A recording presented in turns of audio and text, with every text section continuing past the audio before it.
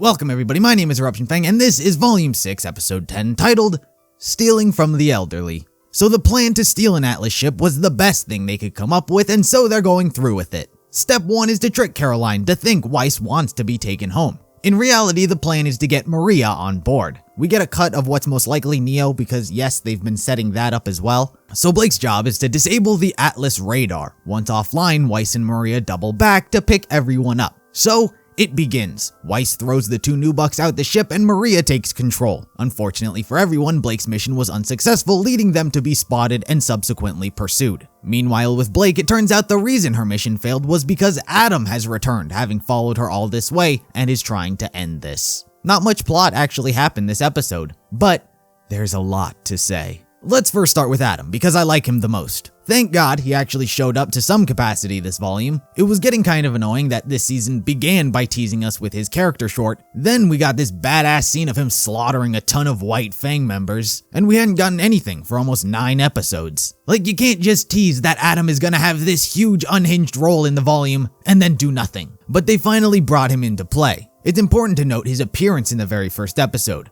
Was that really him? It sure as hell looks like him, and it explains how he got to Argus. And that's the beauty of what this moment did. Adam seemingly appears out of nowhere, like, how in the living hell did you get here? But the show gave us the perfect misdirection in the form of Yang. When she had that Adam flash, that right there was a fake. It's not like a Volume 4 slip-up where they accidentally use a current model that the character's never seen. Yang doesn't know what Adam currently looks like, and so he's not updated. This moment was absolutely meant to misdirect from what Episode 1 gave us. Many people questioned whether or not this Adam was real, and by the looks of it, he was. I don't know what happened to his cool hood though, I wish he would have kept that. But the misdirection and the reveal were perfect. Now as for the outcome of this fight, Adam should almost be guaranteed the victory. I know they hardcore nerfed his character in Volume 5 with that atrocious encounter, but if Volume 6 has given me hope of anything, it's that the writers can identify their mistakes and fix them. Adam is the best villain Rooster Teeth has in their arsenal right now. He's more interesting and complicated than Cinder. He's proven to be more of a threat than Salem. Primarily because she hasn't done anything. He has earned the right to be treated properly as a character, and his story isn't finished. And any outcome where he is actually defeated isn't that. But EruptionFang, Yang is on her way, and that could really turn the tide, and Bumblebee can team up and teach him a lesson.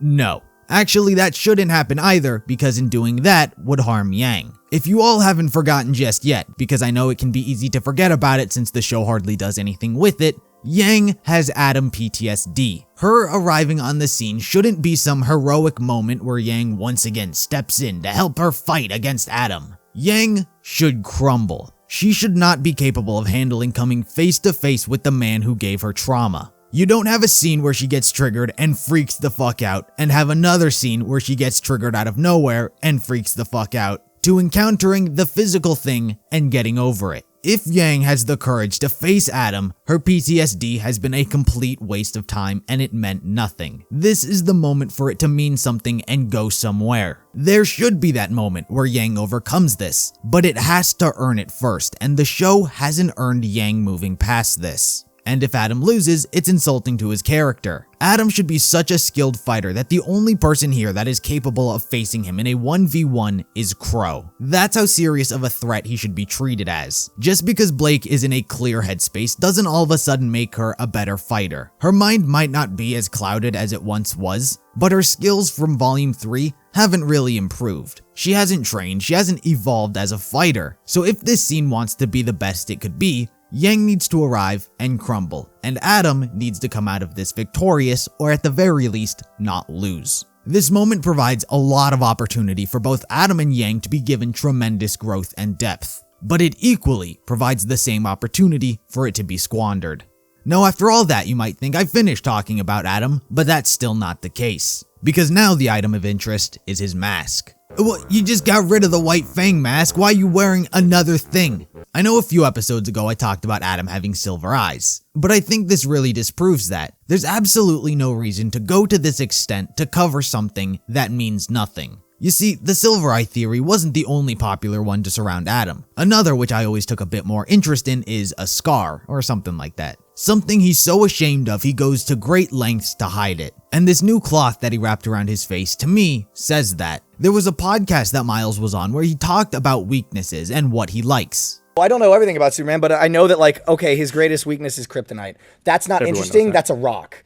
Like, I can't remember who it was that made the comparison. That's like saying your greatest weakness is uranium. That's not interesting, it's a rock. But no, an interesting weakness is something to me that's like really personal, that has a lot of emotion behind it. In this case, if it were Silver Eyes, it's too practical and means nothing. Why go to such great lengths to cover it up? Fear of being hunted like an animal with its hide? It's past that point. What is Adam's weakness, I ask you? There isn't really a definitive answer that we know. You could say Blake, but that's more of a yes and no answer. I've always looked for the answer in Adam's character. Why does he burden himself so much with what humans did? He cares way too much for there not to be a reason. Having some sort of scar inflicted on him by a human that messed up this dude would be that depth that Miles was talking about. Silver Eyes are too practical and too boring for this effort. Something deep within Adam has been traumatized, and I hope that's why he goes to such great lengths to hide it. The tone is a very important element for a story to have. It sets the mood and helps the audience get immersed into what our characters are feeling and the world we're in. And this episode didn't do that. Volume 6 has been doing an incredible job with its tone towards the beginning and into the mid-episodes. The feeling of hopelessness, everything seeming impossible, and perhaps giving up on what seems like an endless road. Then the tone began to switch into the feeling of moving on, picking yourself up from the ground, having hope in the future. But if there's one tone I thought this season would stay away from, it was comedy. Especially at a point it doesn't lend itself to. It was fine the episode they arrived at Argus, because it was a new setting and Team Juniper didn't know of Ozpin's secrets. That episode lent itself to take things in a more lighthearted note. This episode seems straight out of a Power Ranger special. Over-the-top personalities, screaming at the top of your lungs in a giant robot. Hardly anything seemed to hold any real consequence, and it breaks from the immersion the volume had going on. Why does it feel like no one's taking this seriously? They're literally committing treason against an entire kingdom about to go face to face with the leader, and they're acting like she's the bad guy. This is literally her job to stop people just like you acting this way. But instead of the heroes recognizing that they're the ones in the wrong and attempt to avoid fighting someone who's not your enemy, they're about to destroy Argus's protection because it interferes with what they want to do. This situation is massive. So why doesn't it feel like it is? Because the tone is completely wrong. Comedy was the last thing I wanted from this volume because there was nothing to laugh at. Hopelessness and hope are the two themes this season was working with, and it had no reason to stray into some over-the-top mech battle. I get it, Genlock's coming out, I'll watch it. And because of it, I'm not invested in whatever it is that's going on here. This volume was taking it slow. It needed to take it slow. It was doing it so well. But I feel as though the writers felt like they needed to add some sort of climactic end-of-volume battle, sticking to the formula that they always do. But in adding this, the tone the rest of the volume has worked so hard to maintain is gone. This video is turning into a goddamn season review. Anyway, the dialogue.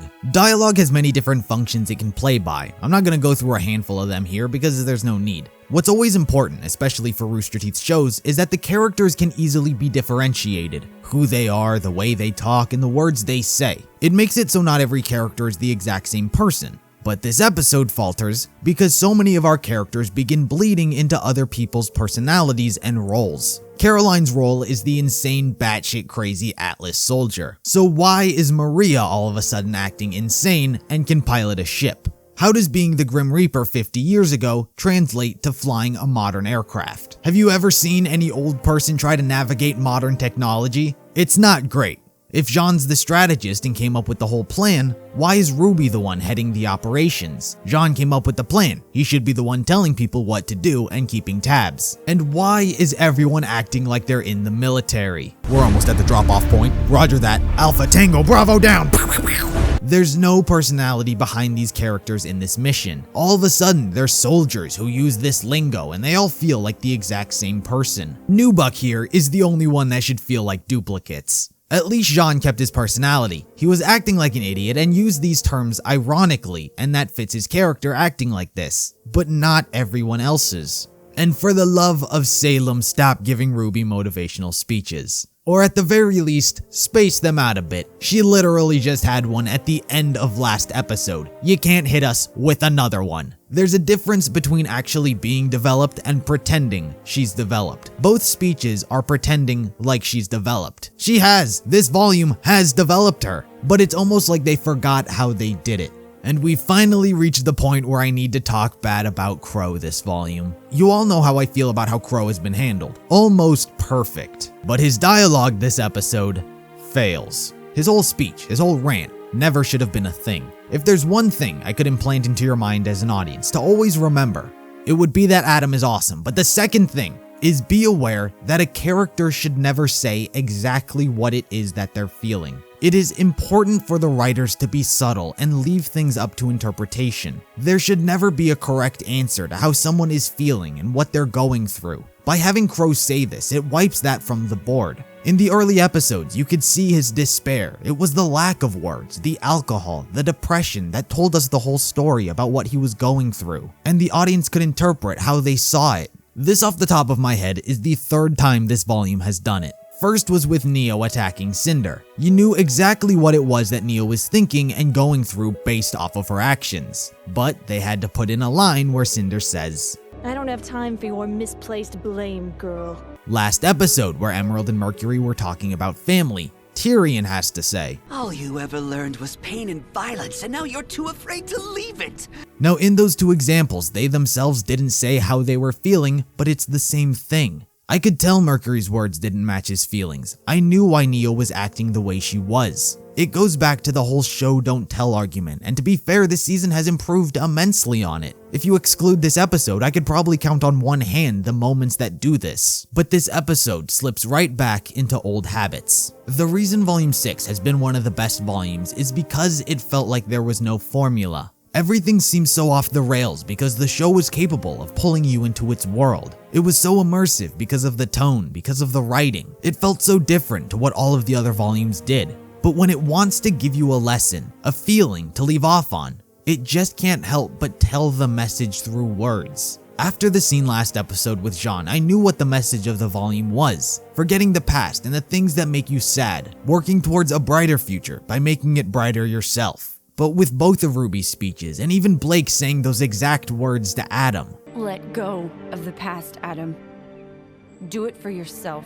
It strips the viewer's interpretation of the volume away. It may be exactly what the writers want you to take away, but they can't just tell you how to interpret something. This is the worst episode of the volume. It does not have the quality writing, the quality storytelling this volume has been providing. Prior to this episode, I thought it was almost a shoo-in to be the best volume, and it still has a pretty good chance. Adam and Yang both provide potential support this episode dropped, but this episode was a low point of the volume.